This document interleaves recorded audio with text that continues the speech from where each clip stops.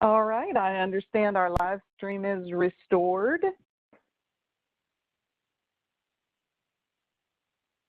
Can anybody hear me now? Can you hear me now? Yes, and I've been restored. Oh, good. And back to your follow-up, Mr. Richardson. Yeah, it's just a brief point. As chair of the Institutional Advancement Committee, I'm going to be very sensitive to what the impact might be on our ability to fundraise in an indirect way. So that's another reason to make sure that we control the message that goes out there. That's it. Just a comment. Thank you. Yeah, and that's something that that I've talked with Dr. Palm about, is to make sure that we have documents that are readily available that very clearly state, you know, what exactly is going on. So, point well taken. And we didn't get the worst sanction, though. It could have been that they withheld the funds and they didn't, so we're not.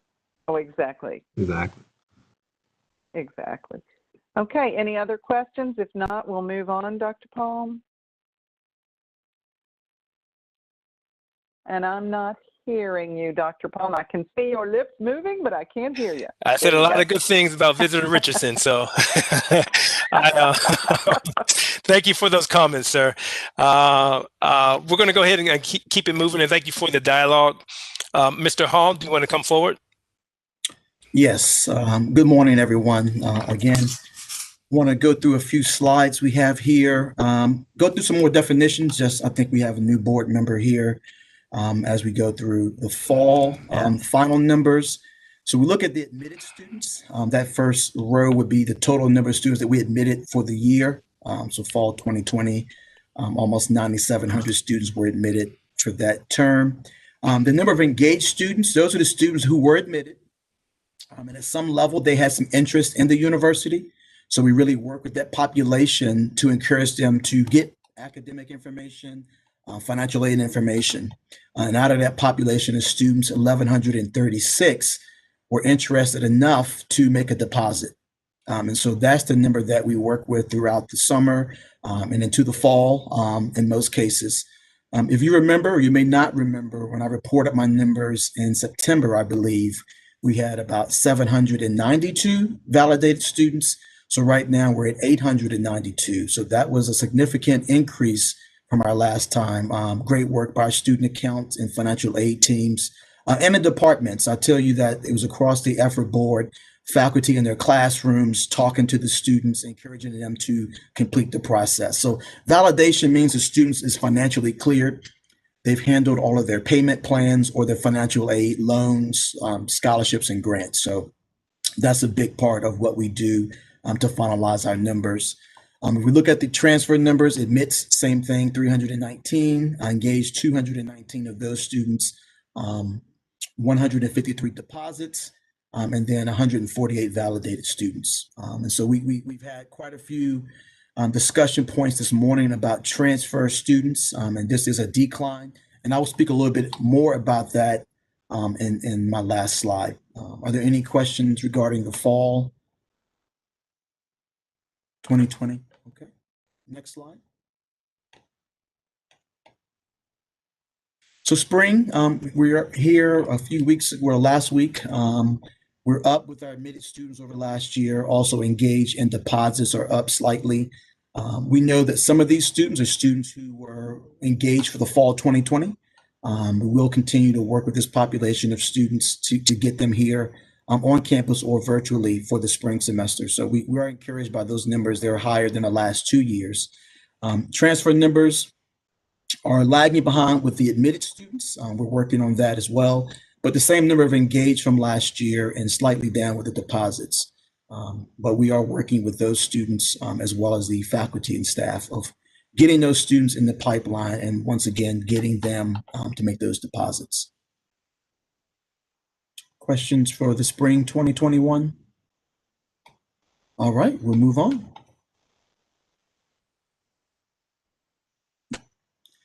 So fall 2021, we're still early in the process. You'll notice the trend of admitted students. So 2019, we were just under 800. Last year, 1,100 students and just over 800 for this fall. This is expected. This is not atypical of what's happening across the landscape for four-year public and private schools in the midst of a pandemic. There's a certain level of uncertainty, but we have quite a bit of enthusiasm still. We're really excited to have this number of admitted students, but we will keep a very close eye, as we always do, on this population of students early in the process. And we know that beginning next year will be a great indication of our success with deposits based upon the pandemic. Transfer students, this is quite early for those students. You'll see that we're in the same ballpark as prior years, but we will continue to work with those students as well to increase those numbers. But once again, still early for fall 2021. Next slide.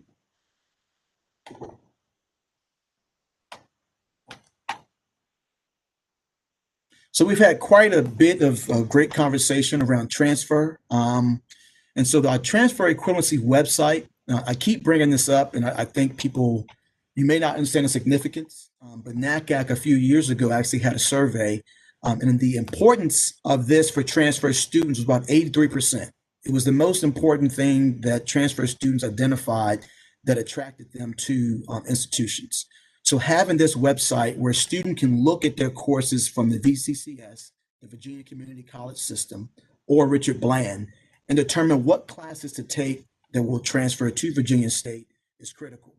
Not only for our students, but also for our faculty and staff. So they have a way of actually helping students that they may come in contact with determine which classes to take.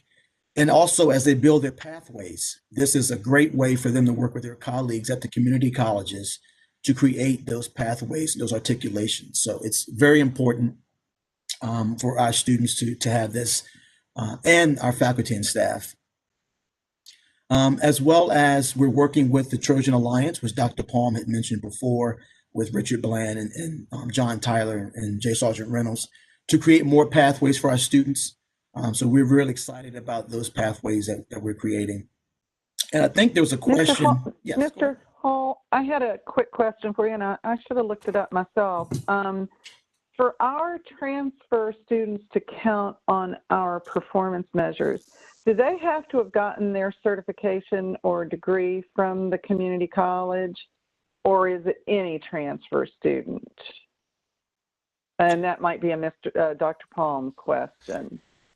Yeah, they have to have their 2-year degree from, and it's a good question. I think it's from the community college though, or Richard Bland. But again, any college, they again, I need to double check on that.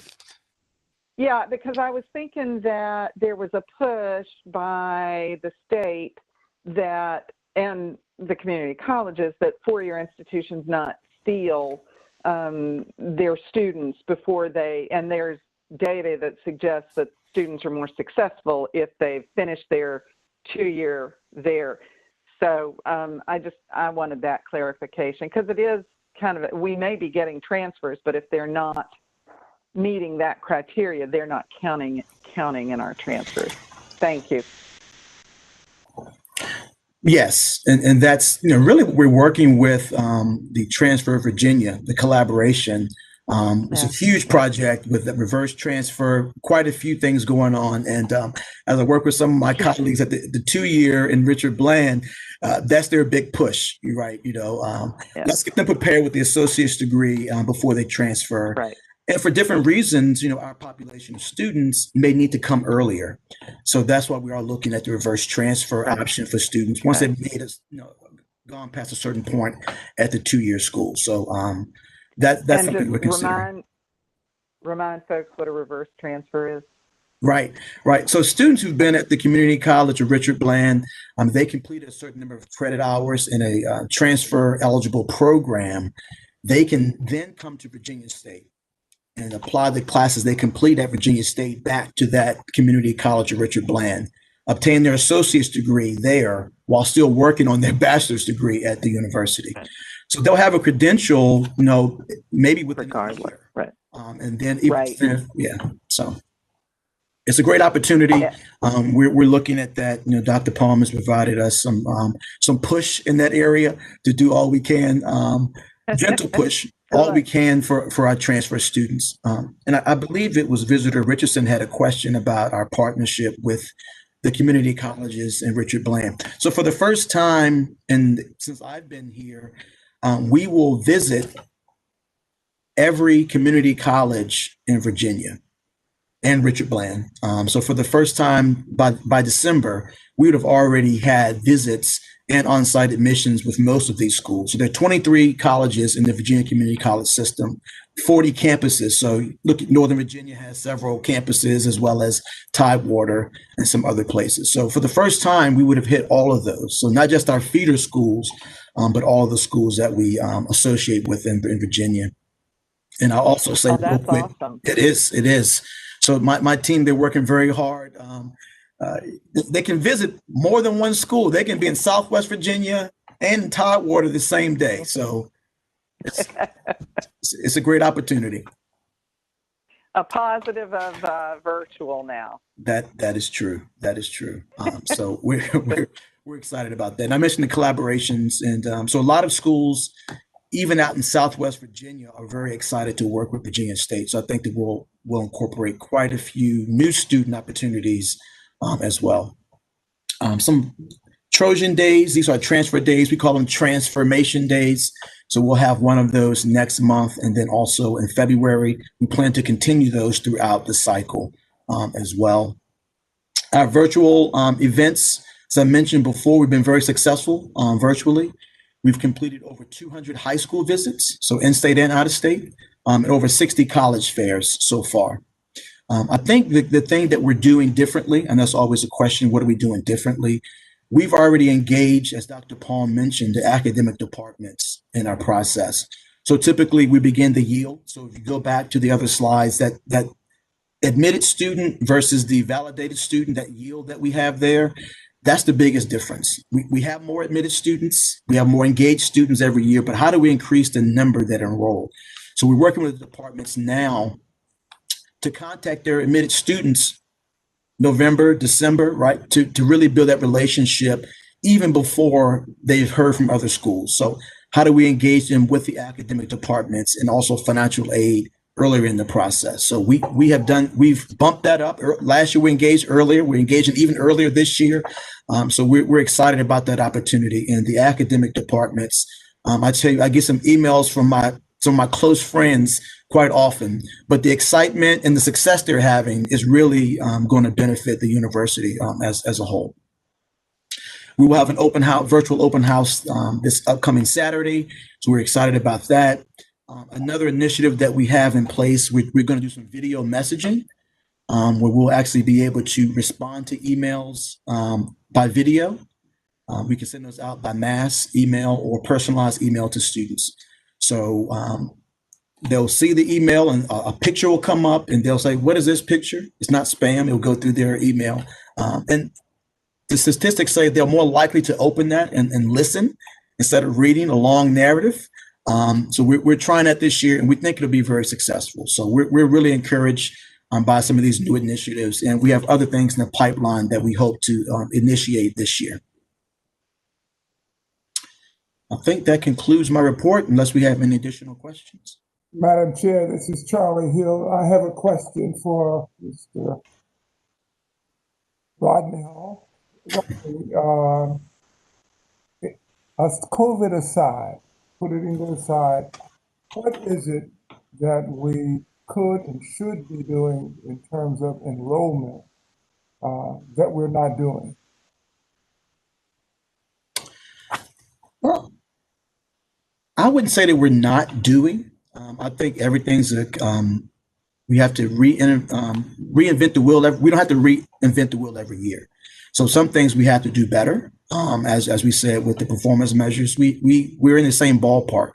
We have to engage these students. So the difference is, as I meet with my colleagues, they're engaging the same students that we're engaging. So we have to make sure that we're consistently in front of the students with the opportunities that we have, telling our story, also just getting them admitted faster, which we're able to do as well. but it's really the engagement piece, because if you look at the reports that I present, everything else has increased. Applications, admitted, engaged, every year you see that trend of that happening. But that yield is a factor of engagement. So we're engaging more with the faculty. Probably need to engage a little bit more with our current students, with prospective students. That's something we need to do more of.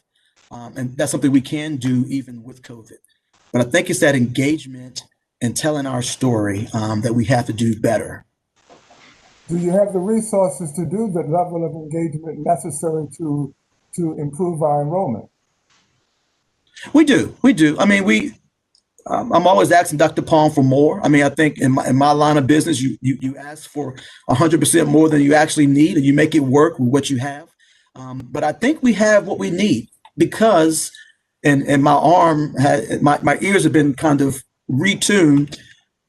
The faculty and the students are also recruiters, right? So we have 1,000 recruiters. I'll use one more, Dr. Palm, if you have one. But to use the resources we have, the alum, I actually sent an email to Ms. Harris about how we can engage the alum more strategically, how we can re-engage the students and the faculty. So we have those resources. And I think a student telling their story, we're actually doing something with Thurgood Marshall a few Saturdays ago. And the young lady, she'll be presenting at our open house on Saturday. I wanted to re-enroll in school based upon her story. She's now in grad school out in California. Those stories and those student voices resonate more than a person like myself telling the story. So the faculty, our alum, and our students, based upon those factors, we had to do a better job of utilizing that to increase our enrollment and our impact. What difference has COVID made, aside from the virtual visits that you can now make? Are there any other positives in terms of the engagement issue for recruiting purposes? Well, in admissions, when we started last in March, we had to quickly pivot, and it was a difficult thing. We've found some efficiencies in our system. We receive electronic transcripts now.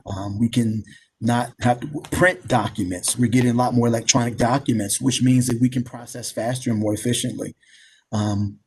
We can actually reach students. As I mentioned before, my counselors were limited to the speed limit and the requirements of the state maintaining their license. They couldn't be in Roanoke and then be in Virginia Beach, the next hour.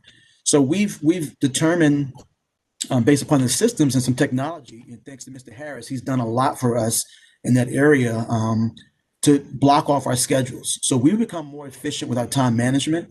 And we've a lot of the barriers of space and time between college fairs and high school visits have been eliminated due to some efficiencies going virtual.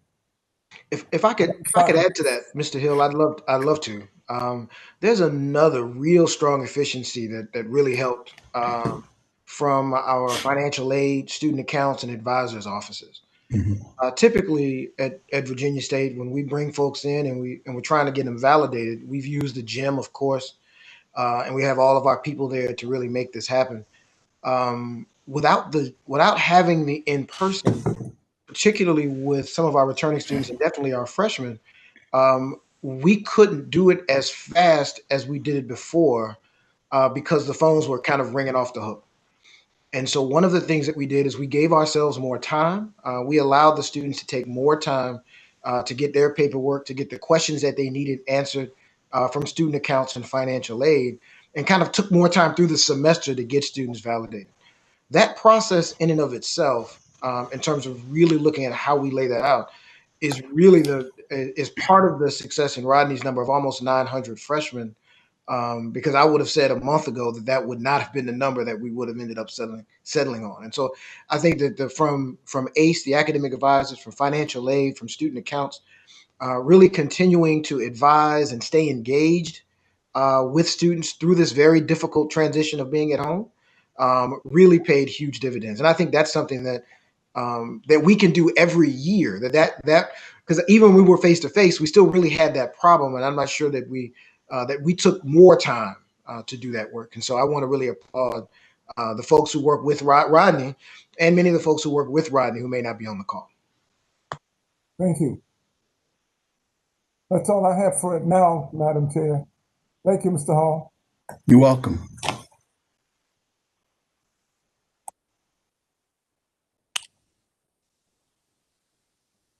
You're on mute, Visitor Curry.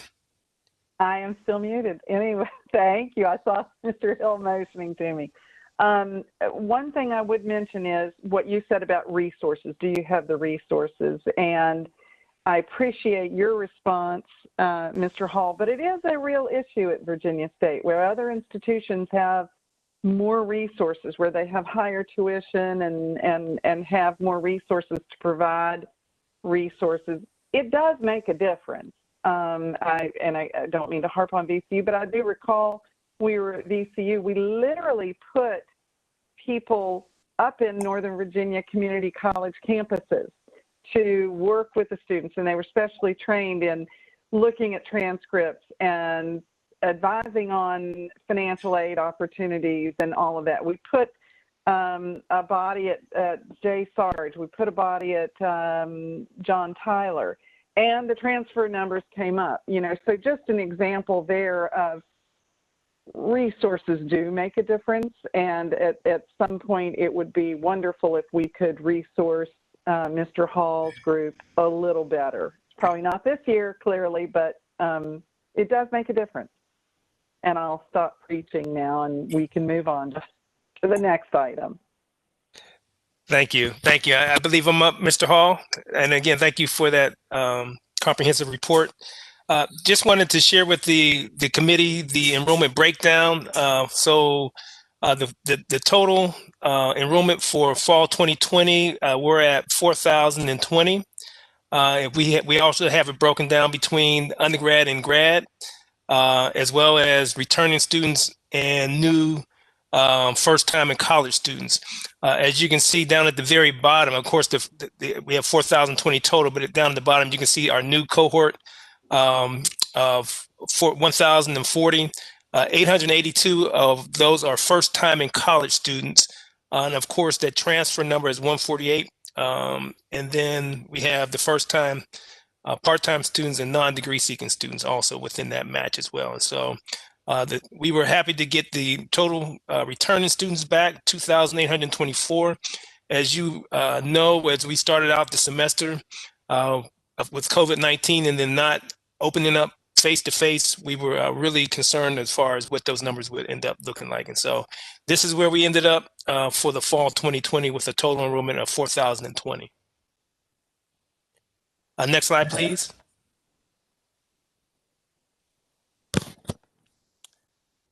I also wanted to share with you for the September meeting, we talked about our graduation rate, but also the retention rate numbers were not in at that particular time. As you can see at the very top, we have the various years for the fall retention rates. And then, of course, the A row is really looking at the number of students enrolled at that particular time.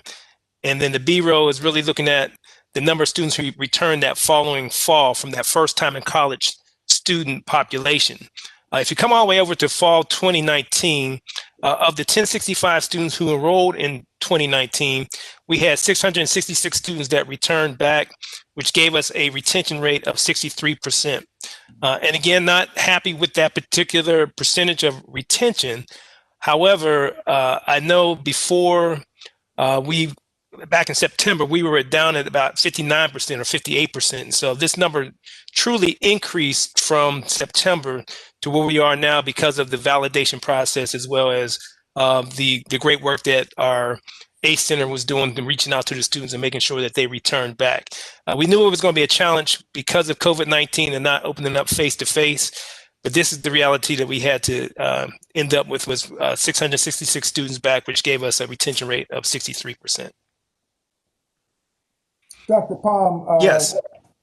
Madam Chairman, I would like to ask a question, Dr. Palm. Sure. Yes, sir. Years 17 and 18, I'm trying to stay away from COVID. Students don't come back for any number of reasons, but of all of the reasons that students don't come back from first year to second year, what percentage of those students can you really do something about? Yeah, well, Mr. Hill, one of the things I would tell you, and we have we have long conversations in our executive council meeting about retention, and what we realize also a lot of it is funding and money, and that a lot of students do not return because of their funding.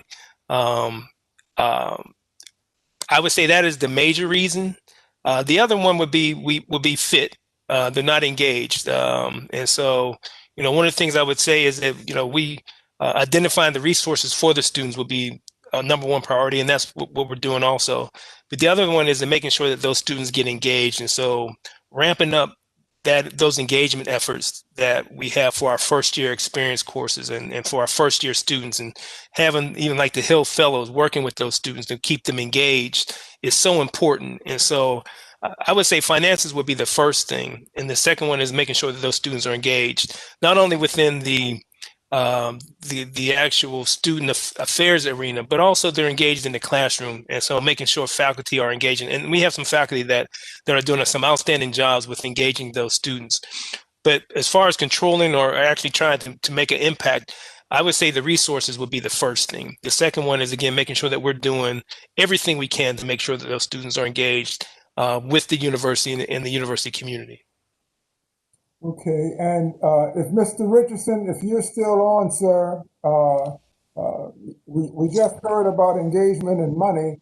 Are you considering in your fundraising effort how to improve enrollment by providing some of the money, if not all of it, while the university people are dealing with the engagement factor? Indeed, that would be something we'll talk about when we have our new vice president for advancement on board. Hopefully that will be one of the goals of that person. At the same time, I'm looking at numbers that are increasing, and yet overall line A has shown some increases, but then the percentages are declining in terms of retention, and I'm wondering about the quality of the students that we're recruiting. I mean, that's the optics that it appears. Are we? Because we can certainly increase numbers easily, but if the quality of the students that we're bringing in are more challenging, our retention rate is going to be lower.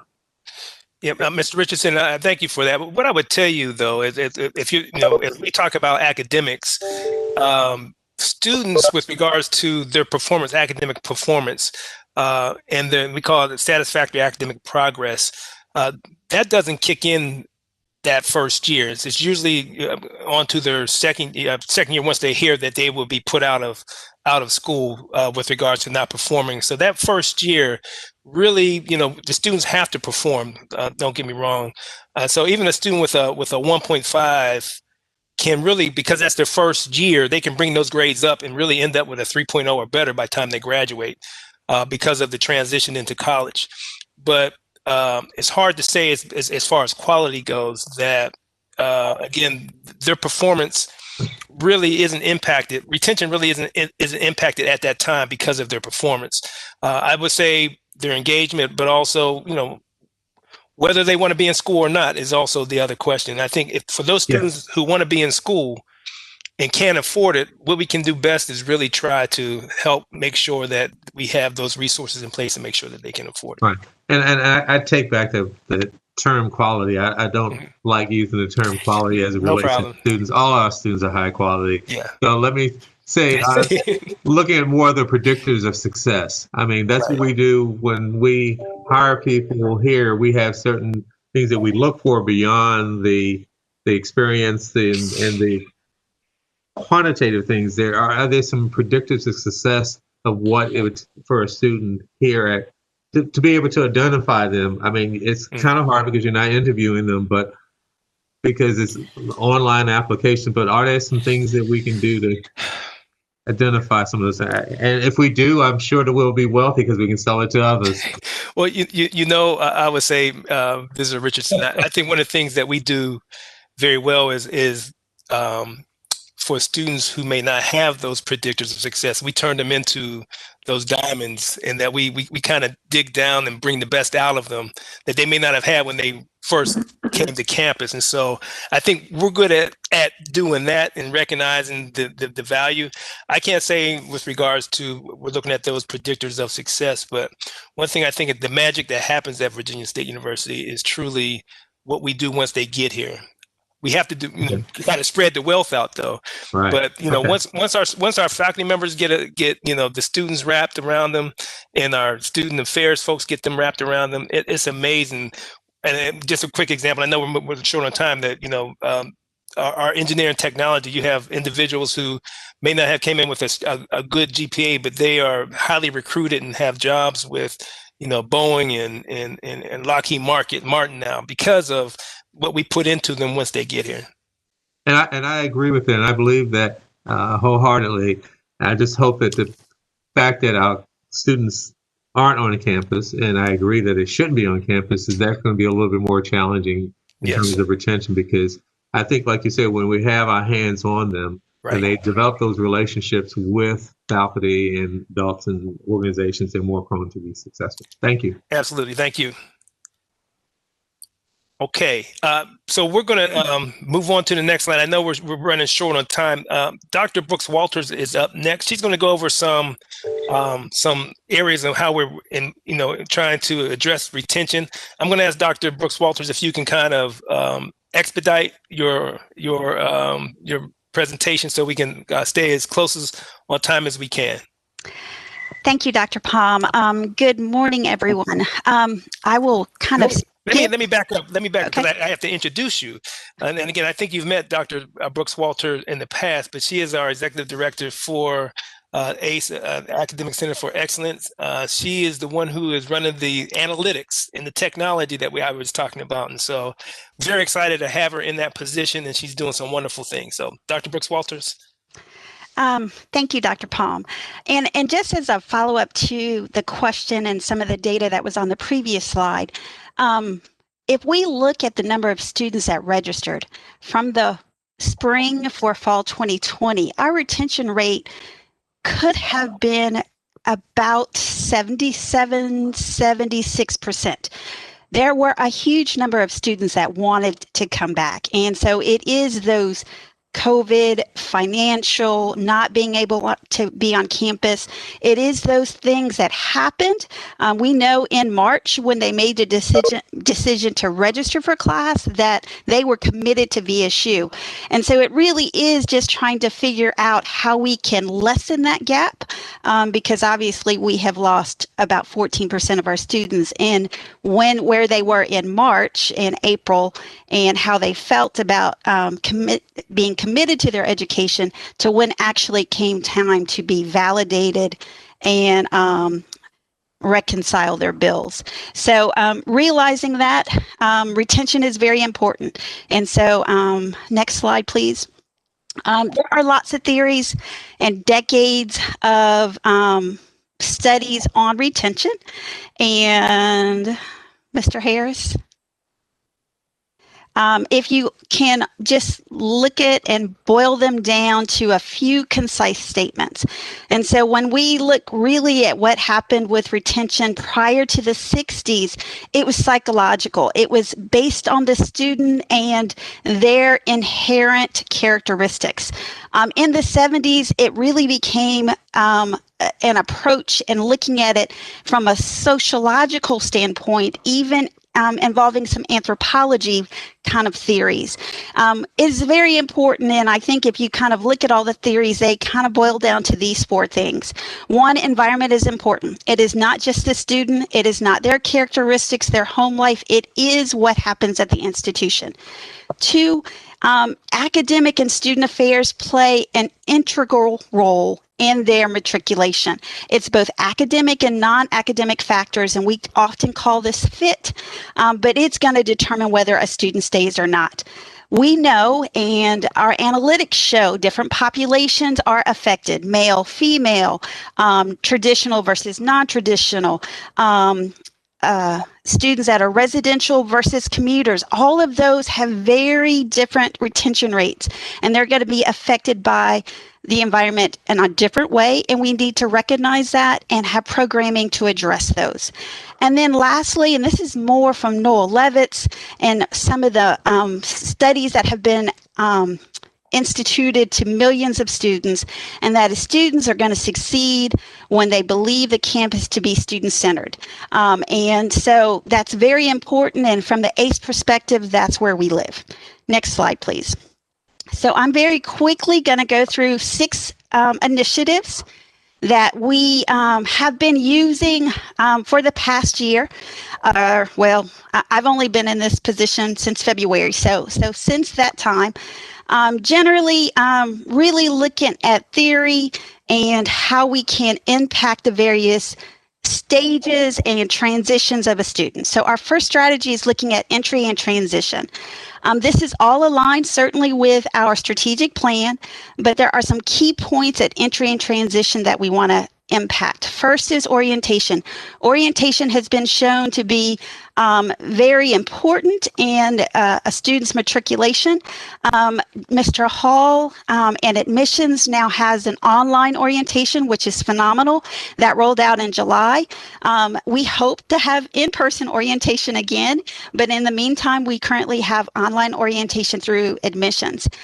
In ACE, we had online academic advisement sessions. These were held in small groups, 20 to 25 students. They were based on major. They were held twice a day. 856 students participated in the online academic advisement sessions this summer. The first year experience class is still active. It includes an ATM or academic Trojan mentor in each class. And so there's student engagement and peer mentoring that's involved. And then one of the new things that we have incorporated this year is selection of major. We know from John Holland's personal fit, environmental fit, that selection of a major is very important, and it is tied to student satisfaction. So next slide, please. This is just a diagram of what many of our students in the first year class were. Super strong is the assessment. It is a Myers-Briggs assessment. It helps students identify what is their strength and what would be their best career. And so they do this assessment in the first year class. You can see most of our students that took this were actually social, but then when you get that personality fit, then it helps you determine what career you would be most happy in. And so they use this in collaboration with Mr. Lyons in Career Services to kind of figure out if we're in the right major or whether we need to switch majors. And so this was one of the new assessments we added to the first year class. Next slide, please. All of the studies and theories know that community is extremely important. And I will say this is what keeps me up at night, because it's very hard to build community in an online environment. Now, Distance Ed has been doing it for years, and they do a phenomenal job, but those students have chosen to be in a remote environment, and many of our students didn't necessarily choose that. So building a community is important. The way we are doing it currently right now is that everybody is in a GroupMe. So all of the first year classes have a GroupMe. GroupMe is an app that you can put on your phone, and then you can text. And sometimes the professor, I happen to be in the GroupMe with the students, so they'll ask me questions about what's happening, what's to do, but they also communicate with each other. They also say, follow me on Instagram, do this, do that. So that is how we are trying to build community in the group environment or in the virtual environment.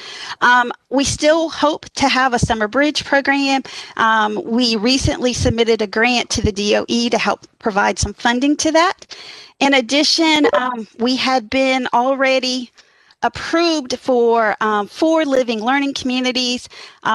We still have the medical scholars and honors. We will add engineering and education as soon as we move back on campus. Next slide. Learning and academic support is actually very critical. We do an early alert for students. Over 600, well, there was thousands, over 1,000 early alerts submitted. So there were a lot of students that were having difficulty. When you identify these out, at least 600 freshmen were issued an early alert. All of them were called, all of them were sent an email, all of them were directed to both our peer tutoring as well as our online tutoring services. We also realize that looking at academic support is very important, and there is a correlation with their GPA in their first semester and their success. And so we have instituted a success plan for any student that will receive below a 2.0 this semester, that they will create a success plan upon returning in the spring. We also have some communications that we're now sending out to students who do not register. That way it's allowing us to really identify students who have decided now that they're not returning. And that information we're communicating with the deans, with their chairs. We're having conversations with them to see if there's a possibility of them reconsidering. Next slide. One of the reasons why we instituted the success plan was because of the data shown on this slide. And this is a screenshot from EAB. And this really just shows, EAB is our analytic program that we use. It is really for advisement. And it really shows the number of students that graduate. So if they get below a 2.0 their first year, then their graduation rate, and this is between 2008 and 2012, any student that was first enrolled between that time. And then it kind of fades out at 2012 because those students would have been here 6 years. So I'm giving them plenty of time to graduate. Their graduation rate is below 17%. So the end value of this is over 2,000 students. This is a huge population. So we know we've got to do something early to those students who are not succeeding well. And so we're going to implement some programs right at the beginning in January to make sure that we can try to get those students back on the right track. Next slide, please. This semester, we have Smart Thinking. This is the Smart Thinking usage of our students just in the month of October. Over 15,000 minutes were used. This is in addition to the peer tutoring that we offer that we do virtually through ACE. This is professional tutors. All of them have a master's. A lot of them have a terminal degree. The majority of hours is used for writing, but you can also see stuff like organic chemistry and C++. Students are actually using it for upper level classes as well. This is to help graduation just in general. So not just students that are freshmen, but our upperclassmen that need assistance in this virtual environment. So we're getting a lot of usage. I think over 900 students have utilized this platform in the last 2 months. Next slide, please. Academic advisement is probably the most underrated use of important thing in retention. And so we are really operating using an intrusive advising model, meaning we are calling the students, we are making meetings with them, virtual meetings with them, we are sending follow-up meetings, and everyone is supposed to meet with their academic advisor on an individual basis within the first 6 weeks of class. We also know that financial advising is also important. And so this semester, all of the students in first took a module called Paying for College, which was really about how to handle your money and how you should budget so that you can pay your tuition and fees. And certainly wellness, certainly in this environment, mental health as well as physical health is very important. And so there are a number of projects that are happening in student success and engagement. Next slide, please. Finally, data is huge. There are lots of of analytics that we're running, lots of comparisons that we're looking at, whether it's on campus versus off campus, in-state versus out of state, looking at students that start in a major and when they graduate, and if they have switched their major 1, 2, or 3 times. We're looking at all of that information. We're sharing that information with the deans on a regular basis, and we are using the texting capability of EAB to streamline our communications with students. The last strategy is 6, which is really a partnership with the colleges and schools. And so next slide, it is really just looking at what is happening in the academic colleges. It is many studies have shown that faculty involvement is very important. And the number one faculty involvement is faculty involvement within your major.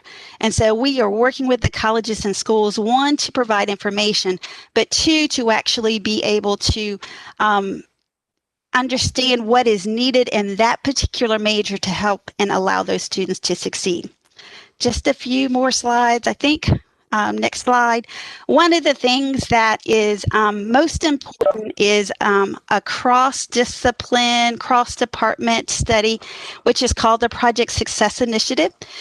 This is partnered with ECMC, which is very important with being a loan guarantor, and the Department of Ed. It is headed by Mr. DeBose, but it includes a financial aid component, a faculty development component. It includes an emergency aid that students can get as well.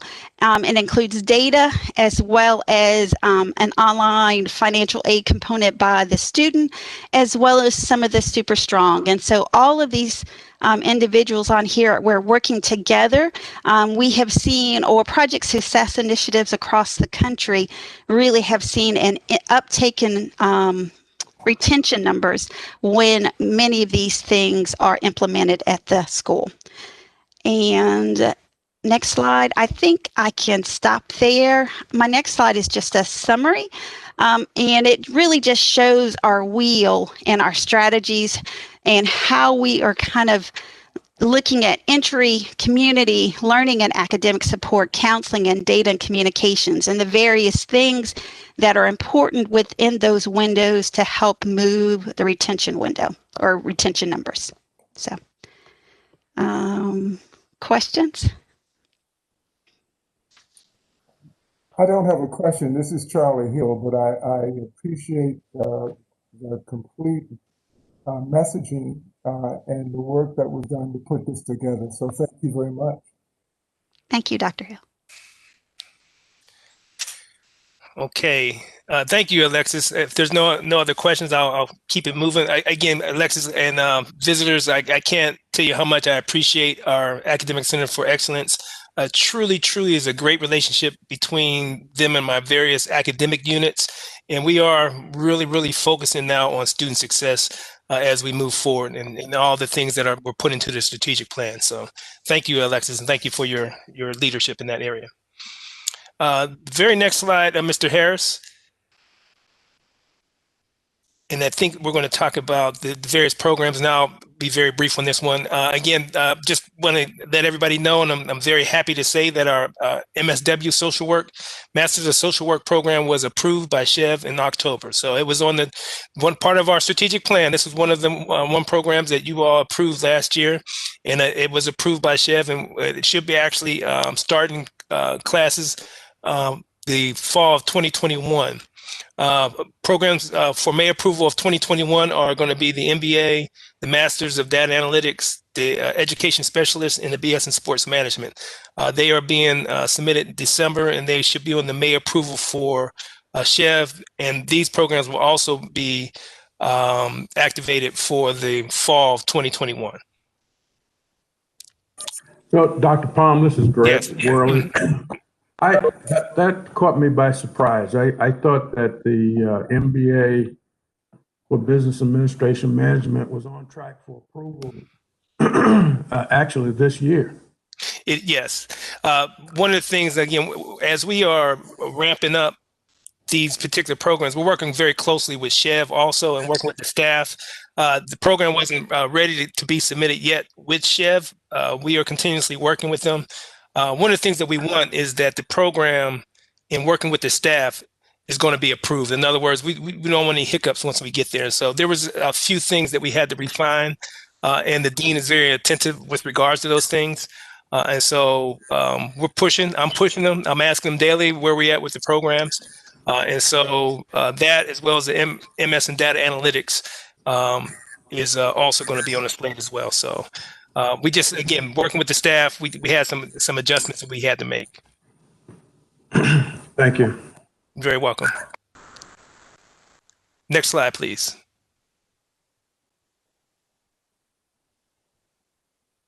And I think we're going to bring Ms. Regina Barnett-Tyler forward to talk about some things with student success and engagement. Regina? You're on mute. And like Dr. Palm, I said all great things. Again, Madam Chair, good morning. Good morning to all of the visitors. Hope you're having a great day so far. So I was excited to hear Dr. Brooks Walter's theories, because I was just gonna talk just a little bit about the theories for student success and engagement in the areas of Aston and Tinto for student development and student involvement. So we want to make sure that everything that we do in student success and engagement certainly are including some of those theories and practices. I did wanted to come back and indicate, and I'm sorry that Dr. Richardson is gone, and make a point of information that temperature checks will be conducted in the dining halls upon entry in all of the residence halls for every meal. So that function is going to be conducted by staff in the dining hall. So I just wanted to make sure that we cleared that up. So student success and engagement continue to be extremely busy, working with our students and trying to maintain a high level of engagement. We have completed the actual moving process and have partnered with Ms. Clemens and pretty much every area on campus to deal and plan for that process. It is going to be strategic. There's going to be a reservation process where students have to move in a specific time slot on a specific day. It will include testing, triage questions, as well as completing some other information that I'll discuss in a few seconds. We have finalized pretty much everything for the isolation and quarantine space for residents' life. As indicated, it is going to be Whiting Hall, and all of the rooms are going to be outfitted with the complete set of linen, towels, washcloths, trash cans, things of that nature, so that when the student moves in, they don't have to try to go back and get things from their room. We are sending messages to the student to make sure that every student pack what we're calling the isolation or quarantine bag, so that they can just grab that bag and move into the space. The one of the agreements that we are going to have is called the move-in checklist and validation. As Dr. Palm indicated, we do not have, or Dr. Abdullah, have the gym set up anymore. So all of our students have to be validated before they move in, and all validation processes are electronic. So we're going to be emailing a checklist to all of our students to let them know what they're going to need to do before they come on campus in January 2021. Part of that is going to be maintaining a 14-day self-monitoring checklist before they come in. So they're supposed to quarantine and maintain their temperatures. And so upon move-in, they're going to complete a document called the VSU Stop the Spread Agreement. And this agreement basically says that, they're going to adhere to all of COVID protocols. They're going to wear their masks, safely social distance, adhere to isolation and quarantine protocols and things like that. So that document will be rolling out probably in a couple of weeks so that they can get prepared for that. We are going to practice our move-in process December 1 when we receive our illustrious basketball players that will be coming in. So we're actually going to emulate the same move-in process on December 1 to make sure that we worked out all of the kinks associated, with the move-in process. Additionally, we're going to plan some activities for the students who will be the freshman students for Welcome Week activities, and they will include things like the COVID training and new information and some fun activities, all within the guidelines of COVID protocol as best we can. Next slide, please.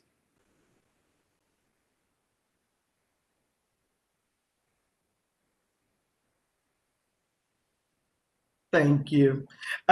So again, we are working to plan workshops and activities to continue our student engagement within the parameters of the COVID limits. We know that right now we are at, I think, phase 2 with the number of people that we can have in a group, which is 25.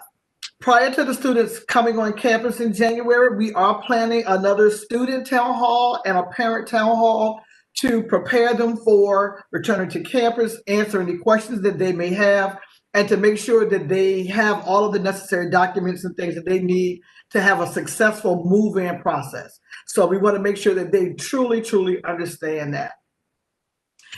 Just to kind of go back a little bit about some things that we have done for our student engagement. Student activities is always busy, and the highlight of all of the student activities, they did conduct an activity called Trojan Triple Threat during the homecoming week. That was the coronation for Mr. and Miss VSU. They had some Greek stroll-off activities, and then of course the world-renowned gospel chorale performed as well. So all of those activities were virtual. Next slide, please. If I could interrupt you for 1 second and ask a question. Yes, ma'am. With respect to the isolation rooms, and I Yes, don't know if you're the right person to ask, I just want to make sure we are set up to make sure that students receive meals. That's one of the things, you see in the news, that students went to isolation and then nobody fed them. Yeah. So do we have that set up? Absolutely. Yes, ma'am. Okay. I am the right person. If I'm not, I know some folks. So, yes, ma'am, we certainly have been planning meticulously with dining hall services as well as student health services. So student health services are going to create a packet of, for lack of a better word, I guess, over-the-counter medications like, Tylenol and things like that. So those packets can be in the room. The meals will be delivered 3 times a day. Based on the students' meal plan, most residential students have the meal plan. So we do have a system in place where Thompson Hospitality will deliver the meals, breakfast, lunch, and dinner, and then those meals will be taken to the students to their room. Yes, ma'am. And the trash collected every day, because there will be a larger amount of trash because of the to-go meals. So yes, ma'am, absolutely.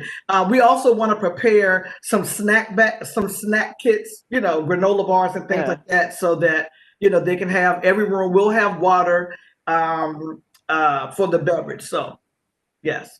And to that also, we are going to work on a space where students can actually go outside to get air and sunshine. So we have learned from some of our COVID practices that that's very important to the isolation quarantine space, to not be isolated and to be able to go outside, but not be around other students. So we're working on developing that space as well. Yes, ma'am. Oh, excellent. Thank you. Yeah. Yes, absolutely. So also during the month of October, there were several different celebrations. If anyone has a computer, you realize that there was everything going on in the month of October. Of course, we celebrated our virtual homecoming activities, which were wonderful. And I think we probably were one of the only few people that actually sold out the stadium. And I know my good colleague will talk about that. But some of the other celebrations were LGBTQIA History Month, Breast Cancer Awareness Month, Domestic Violence Month, and Bullying Prevention Awareness Month. So the various departments on campus did some type of social media or virtual workshops and programs to celebrate all of those achievements. Next slide, please.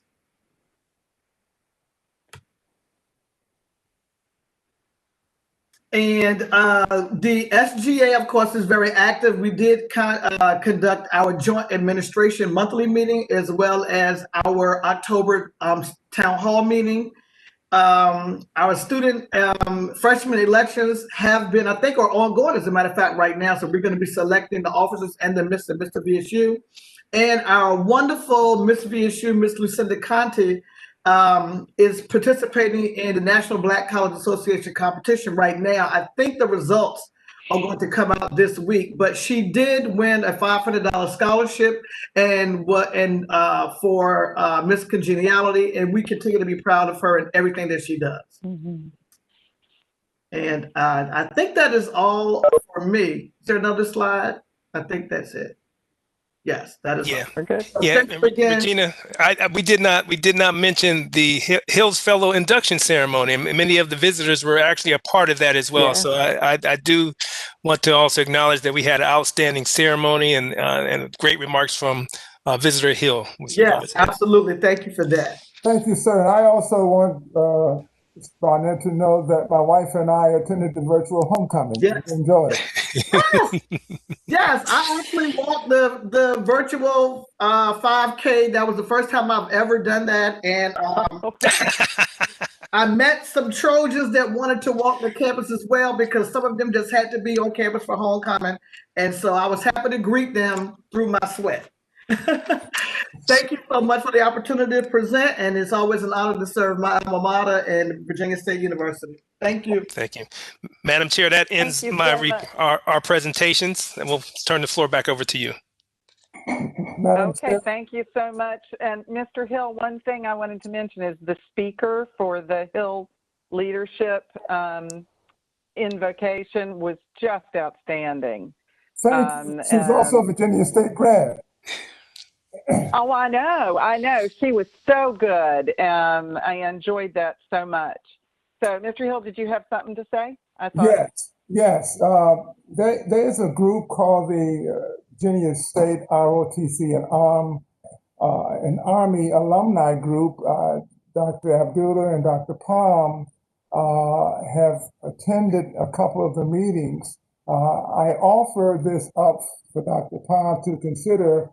Perhaps the Project Success Initiative people, or at least a representative, should maybe participate in the next meeting, primarily because the group wants to assist with recruitment and engagement activities to assist what's going on campus. We have about 250 people involved. They're 99% of Virginia State graduates, and they range from 4-star generals to doctors and nurses and financial people, lawyers, etc. These are all Virginia State alums, and they're saying, we want to help. So I'm just looking for a way to plug in at the appropriate pace. So we can talk about it at a different time, but I just wanted to flag that.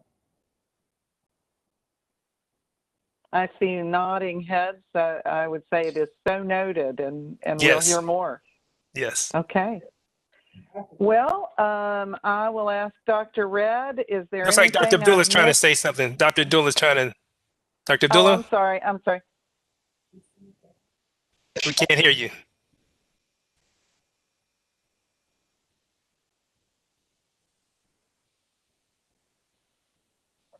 Yes. We can. Yeah. Okay. Sorry about that. I was trying to get in and couldn't get in. I wanted to thank my staff for the work that they've done, and I also wanted to. Part of me is very pleased that this really felt like a normal meeting, but I don't want it kind of forgotten that in terms of the staff, the faculty, the students are all doing all of this in the middle of a pandemic, and we are too. And it's good that I think we've gotten to a place where we can conduct a meeting and not really think about that every minute. But I think it is truly incredible, the level of sacrifice, work, and dedication that particularly the faculty and staff and the students have done even to get to this part of the semester. And so I just wanted to acknowledge that because we've got, I think we're all tired of acknowledging it. I wanted to make sure that we did. Thank you very much. We appreciate all the efforts, and you're right. We get better at each one of these meetings. It becomes a little more seamless. I did, on the agenda, we had a report from Mr. Harris, but as you can imagine, with campus not open, there's not anything to really report on public safety. So we don't, Mr. Harris, correct me if I'm wrong about that, but we will not be having a presentation from you at this meeting, correct? That is correct, but I will share some information briefly on the technology stipend that we awarded stipends to 2,695 students. Yes. The average award was $480. Wow. And total for the program. We spent $1.2 million, and students were permitted to buy technology items, including laptops, tablets, printers, monitors, headphones, and other computer peripherals to basically help their experience while they're taking their courses remotely. And so with that, I know that belongs in tomorrow's report, but I figured that you'd probably want to hear how successful the program was. And that concludes my remarks. Thank you, Mr. Harrison. Yes, that's awesome. That's a wonderful and very necessary initiative in these times. Thank you. Okay. If there's nothing else, Dr. Red? Yes, ma'am. Nothing as far else as I know, to there come is before nothing else. Then I would entertain a motion to adjourn. So moved, Madam Chair. From Mr. Hill, so moved. Do we have a second? Second, Second from? Greg Worley. Oh, thank you, sir. Okay. All right. Some of us will be back together shortly for institutional advancement. Otherwise, I'll see y'all tomorrow morning, and thank you very much. Thank you. Thank you, Madam Chair. Thank you. Thank you. Thank you, Madam Bye-bye. Chair. Thank you. Thank you, Visitor Curry, Madam Chair. Thank you.